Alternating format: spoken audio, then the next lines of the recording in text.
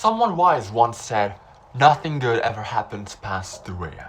Except maybe finding leftover pizza in the fridge, and even that's questionable. So I'm on Tinder, which at that hour is basically who's awake and ignoring their therapist's advice. So I'm swiping through these profiles, and I realize it's like shopping at a discount store.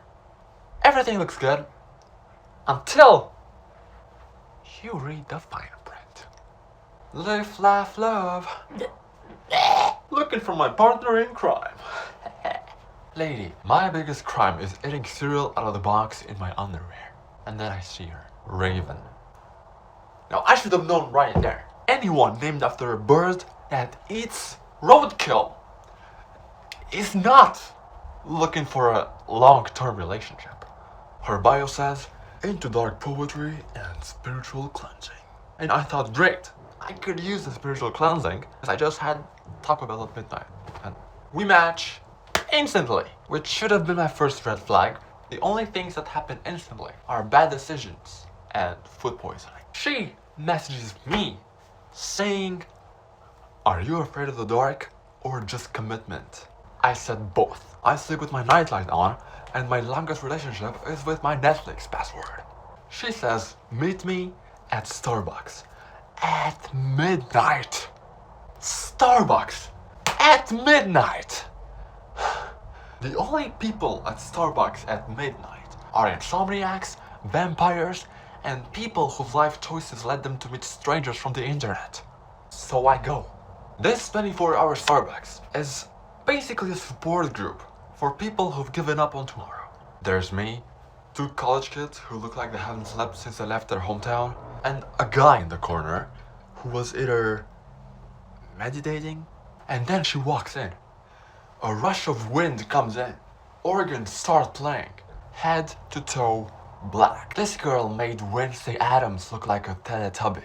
Even her coffee order was depressing. Black, no sugar, extra existential dread. I usually get an oat milk latte, but I felt like I had to improvise. So I said, same.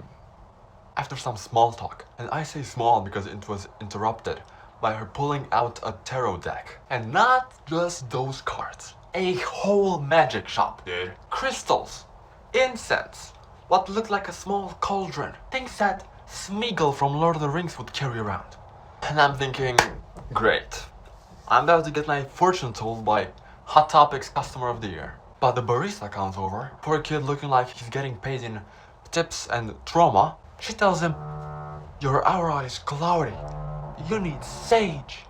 He's like, ma'am, I just need to wipe the table. So we do the thing and she reads my cards and each one more dramatic. She says, you're cursed by past lovers and destined for romantic chaos. And I go, really? Duh! Just look at my Instagram for that. Then she gets more serious and says, Mercury's in retrograde and your moon is in the 7th house and you're about to experience a series of unfortunate events.